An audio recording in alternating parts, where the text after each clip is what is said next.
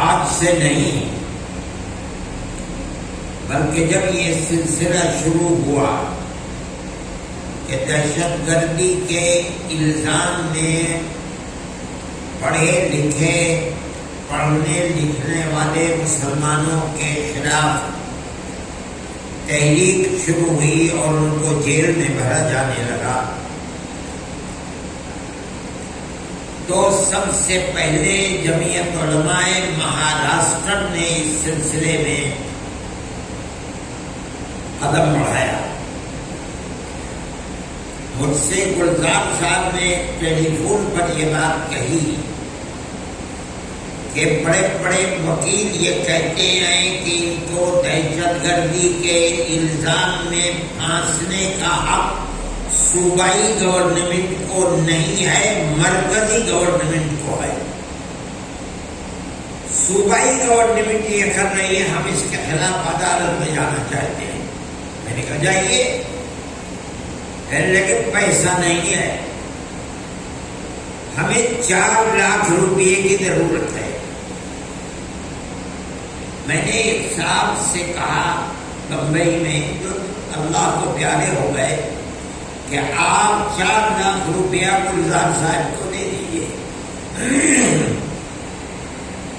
انہوں نے دے دیا، وہ بات شروع ہو گئی۔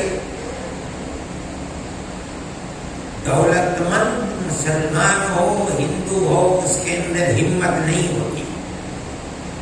میں نے کہا کہ اب آپ وہاں کے دولت مند جو کام کرتے ہیں معاشرے کے اندر فیلڈ میں، آپ انہیں جمع کیجیے۔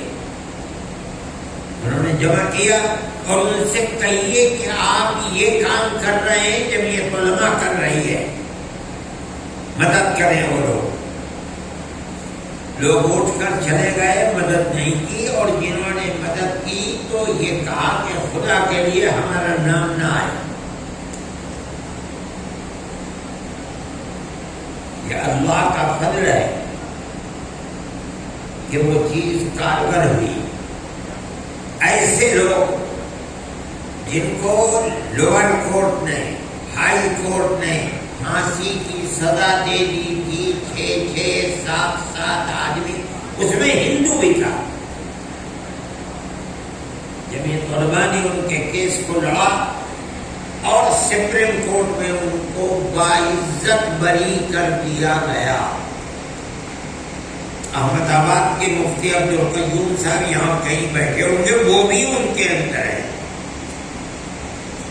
جمعیت علماء کا یہ کردار صرف مسلمانوں کے لیے نہیں ہے، بلکہ فرقہ پرست ذہنیت جس کسی کو بزور و زبردستی اس الزام کا شکار بناتی ہے کہ یہ ملک کا غدار ہے، اور میڈیا زور و شور سے اس کا اعلان کرتی ہے۔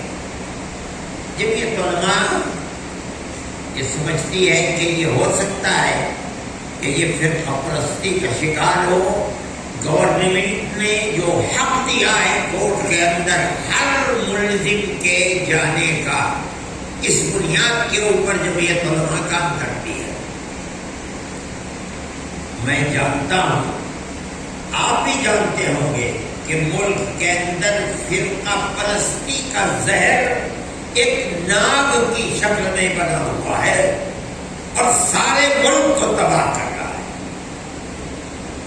میں ایک مرتبہ راہل گاندھی کے پاس گیا اور میں نے ان سے کہا کہ کانگریس گورنمنٹ ہے، لوگ 15 18 20 سال سے جیلوں میں بند ہیں، کوئی سننے والا نہیں ہے۔ میری ایک تجویز ہے، میں نے کہا کیا؟ میں نے کہا 2 چیزیں ہیں، آپ ایک کمیٹی بنا دیجیے جس میں مسلمان بھی ہوں، ہندو بھی ہوں، سکھ بھی ہوں، جن کو آپ یہ سمجھتے ہو کہ یہ ایماندار لوگ ہیں، ریٹائر لوگ ہوں،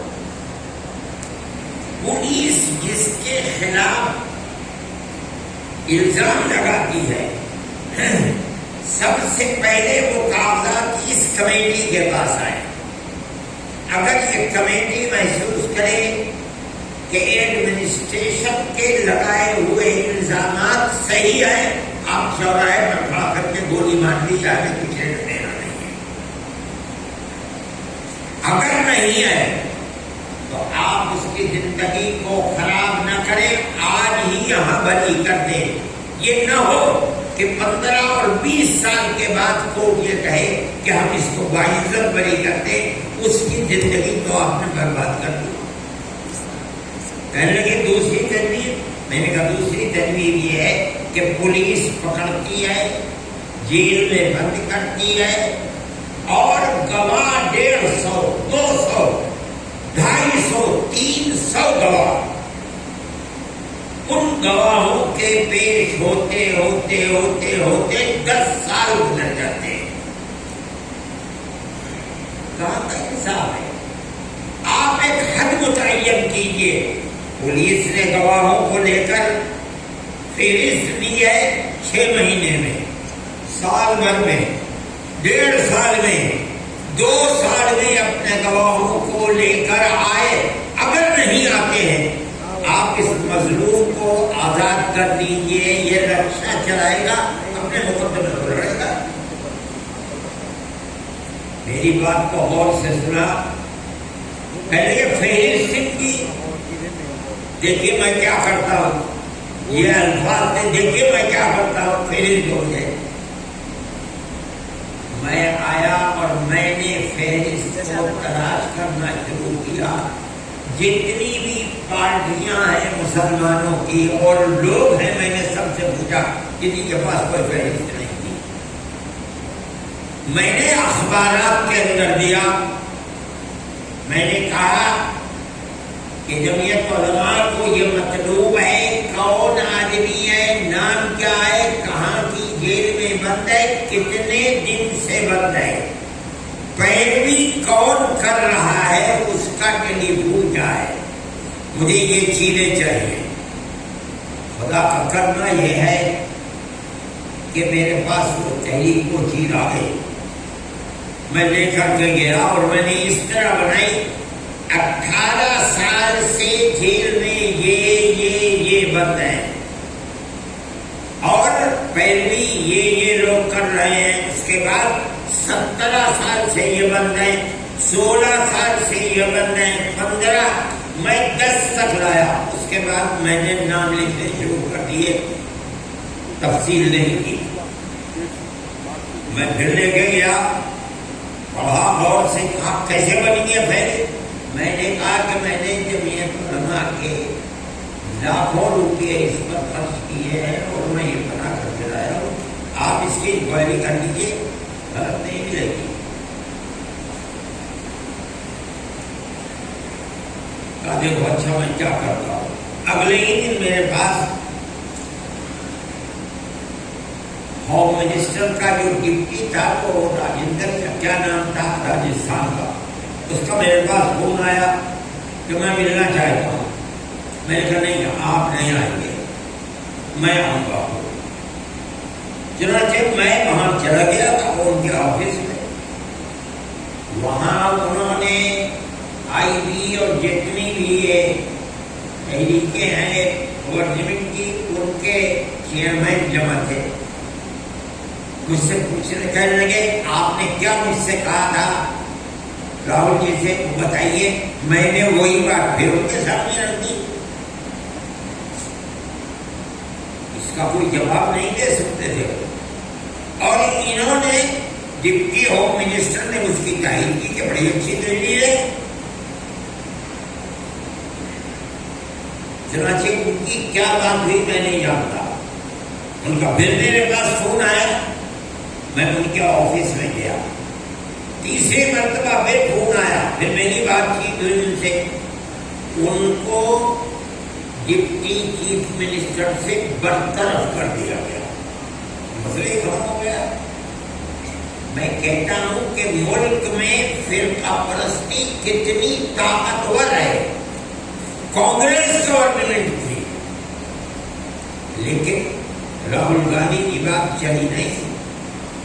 میں اسی لیے کہتا ہوں کہ کانگریس کی لچکدار پالیسی تھی فرقہ پرستی کے خلاف. آج جس پالیسی کو انہوں نے اپنایا ہے اپنے مینیفیسٹو میں لا کر رکھا ہے کہ ہم بجرنگ دل فرقہ پرست فسادی ظالم پارٹی کے پنجے کو موڑیں گے, اس کے اوپر پابندی. اگر یہ چیز آج سے 50 سال پہلے یہ چیز کانگریس لگا دی تھی, آج کانگریس کو یہ دیکھنا نہ پڑتا. ہم آج بھی یہ بات کہتے ہیں مسلمان تو ظلم سہ رہا ہے, 70 سال سے عادی ہو گیا ہے, لیکن ملک کی تباہی سے ملک کو کیسے بچایا جائے یہ ایک مسئلہ ہے. ہم یہ سمجھتے ہیں کہ یہ ہمارا حق ہے. ہم مانتے ہیں کہ ایڈمنسٹریشن اپنے دل کے بھگونے پھوڑتا ہے, وہ بدور و زبردستی مجرم بناتا ہے اور اس ملزم کو کٹہرے میں ڈال دیتا ہے. حقیقت نہیں ہوتی. اور بنیاد اور دلیل اس کی یہ ہے کہ یہ لوگ جن کے اوپر عمر قید اور پھانسی کی سزا جنہیں دی جاتی ہے لوور کورٹ میں, ہائی کورٹ اس کی تعین کرتا ہے, سپریم کورٹ میں جا کر کے 22 سب بری ہو جاتے ہیں. کیا مطلب ہے؟ ان کے ساتھ ظلم کیا گیا, ان کی زندگی کو برباد کیا گیا, ان کے ماں باپ کی زندگی کو برباد کر دیا گیا. اگر یہ مر جاتے مہینے 2 مہینے سال 2 سال میں صبر آ جاتا, یہ 15-20 سال تک جیل میں بند ہیں, روتے روتے ماں باپ اندھے ہو گئے. یہ چیز غلط چیز ہے. آپ آج ان کے ساتھ فیصلہ کیجیے. یہ ہمارا نظریہ ہے. جمعیت علماء کی ایک تاریخ ہے, ایسی تاریخ ہے. ہم یہ کہتے ہیں وہ کانگریس کی بھی تاریخ نہیں ہے. کانگریس نے سن 80-81 سے لے کر 47 تک ملک کی آزادی کے لیے قربانیاں دی ہیں. مسلمان نے 1803 سے لے کر 1947 تک کتنے پھانسیاں لی ہیں اور کتنے مرے ہیں اور قتل ہوئے, ان کی کوئی تعداد نہیں ہے. ہمارا ایک کردار ہے, ہم اسی اپنی تاریخ کی بنیاد پر زندہ ہیں, کام کر رہے ہیں. ہمارے سوا کون مائی کا لال تھا, کوئی پارٹی تھی جو اس طرح کھڑے ہو کر کے ان کے لیے لڑے. چنانچہ دلی کے لیڈر ہیں, انہوں نے یہ بات کہی بی جے پی کے کہ جمعیت علماء ہند ملک کے غداروں کی پیروی کرتی ہے. ہمیں فخر ہے, ہم کہتے ہیں تم غدار کہہ رہے ہو, وہ غدار نہیں ہے. ورنہ کیسے بری ہو جاتے ہیں, کیسے نکل جاتے ہیں. سپریم کورٹ کس طرح انہیں آزاد کر دیتا ہے. کورٹ کا یہ فیصلہ کرنا کہ یہ بالکل باعزت ہے, اس کو ضمانت دو, مقدمہ بھی نہیں چلے گا اس کے اوپر. یہ دلیل ہے اس بات کی کہ وہ ملزم نہیں ہے, تم اس کو مجرم زبردستی بنا رہے ہو. میرے بھائی یہ اسی کی تحریک ہے. ہم بتانا چاہتے ہیں اپنے ورکرز کو کہ جمعیت علماء یہ کر رہی ہے.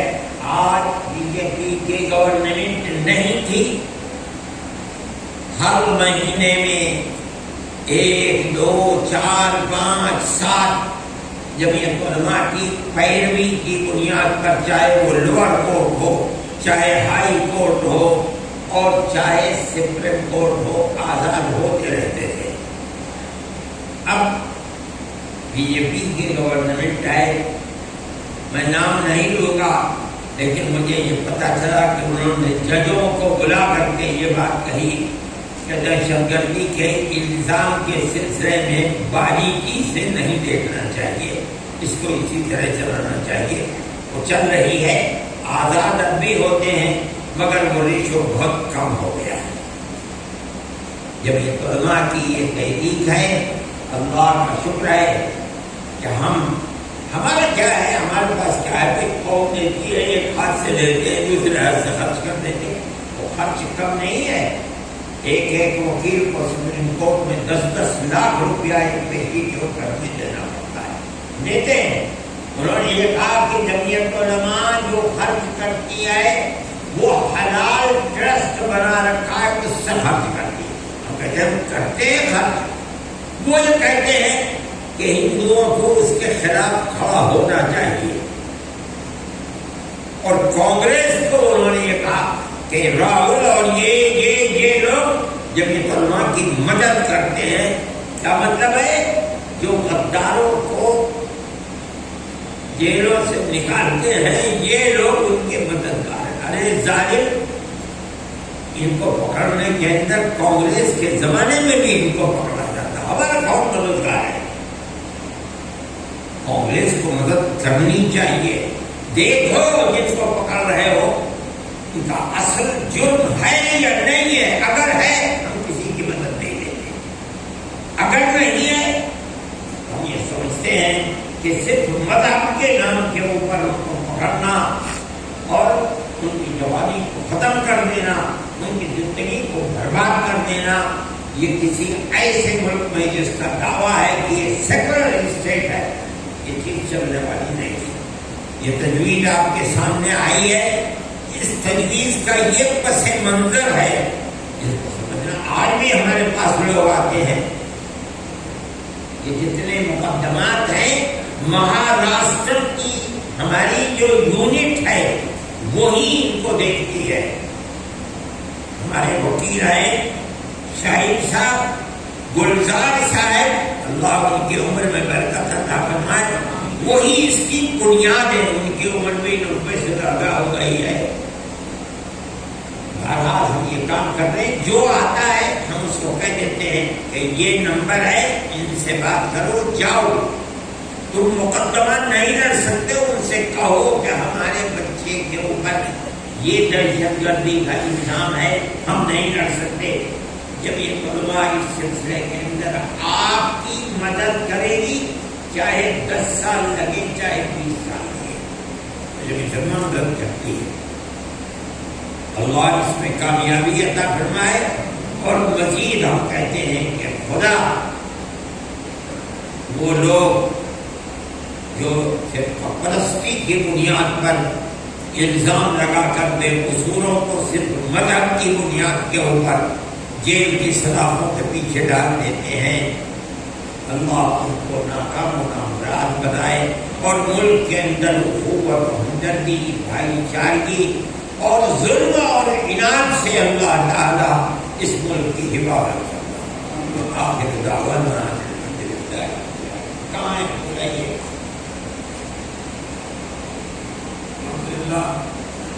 صدر محترم نے بہت سے حاصل کرا اس کی تجویز میں کر کہ کانگریس کے صدر بیٹھے ہوئے ہیں نانا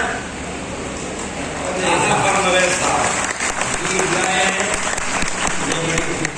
سابق اسپیکر بھی رہے ہیں، اور بائیں طرف یہ کانگریس کے منسٹر بھی رہے ہیں. پورا نام کیا ہے؟ عارف نسیم صاحب. یہ دونوں حضرات ابھی فتح کا جشن منا کر بنگلور سے عہد دے کر کے ان کو یہاں آئے، سیدھے ہی لینا ہے. میں ان حضرات کی تشریف آوری پر خوش ہوں اور ان کو مبارکباد دیتا ہوں کامیابی کے لیے، اور یہ دعا کرتا ہوں کہ اللہ اس ملک کو پرستی اور نفرت کی سیاست سے دور رکھے، پیار و محبت اس کے اندر پیدا کرے، اور اس طرح جنتی کا بول رہا.